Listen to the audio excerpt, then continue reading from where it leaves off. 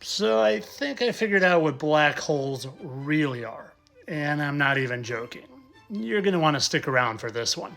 What I first need to do is build my case for the fact that we do, in fact, live underwater. Here's some evidence of it here with the lunar wave, which has been captured by many people multiple times. And yes, you might want to pass it off as camera interference or something like that. But as the evidence compiles, you'll see it's water. Have you ever seen what stars and even planets look like through amateurs, telescopes, and P1000 cameras? They look an awful lot like pool lights shimmering in water. Here's a still frame from the star Polaris. Again, looks like a pool light shimmering in water.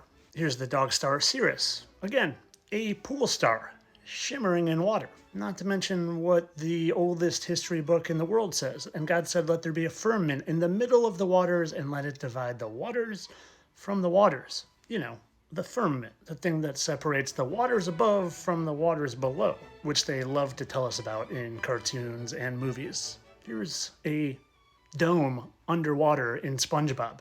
And I'm sure we've all seen this Simpsons clip. There's kicks and deals.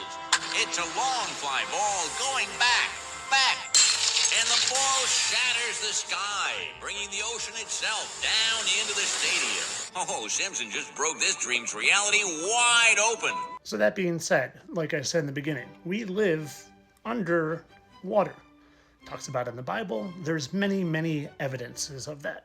And if you don't realize that, it's just because you still believe what you've always been told from the time you were a young little lad. Also, like you were told that stars were burning balls of gas quintillions of miles away, even though that's scientifically impossible to see light from quintillions of miles away. We'll get back to the main point.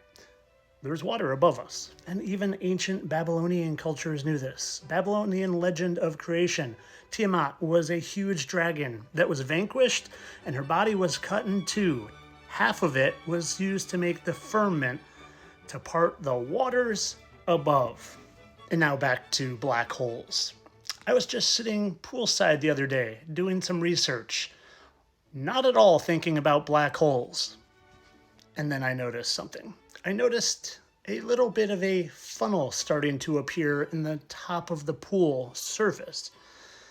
And then I looked at it closer and noticed what it was doing.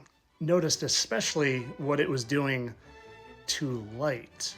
How it was not letting light escape it.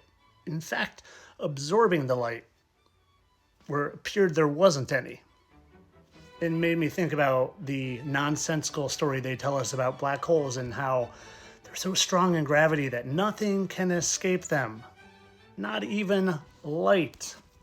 And well, then I looked up the video of what they say a black hole actually looks like, and I couldn't help but notice the exact similarity. Spiraling and not showing light in the center. And I thought to myself, maybe a black hole is simply spiraling waters above. Now, I'm just an out-of-work PE teacher. I'm not this smart, but it seems to make a lot of sense to me. Why don't you tell me what you think over here? And of course, this is all for entertainment purposes. I'm sure black holes are exactly what they tell us. Entertainment only.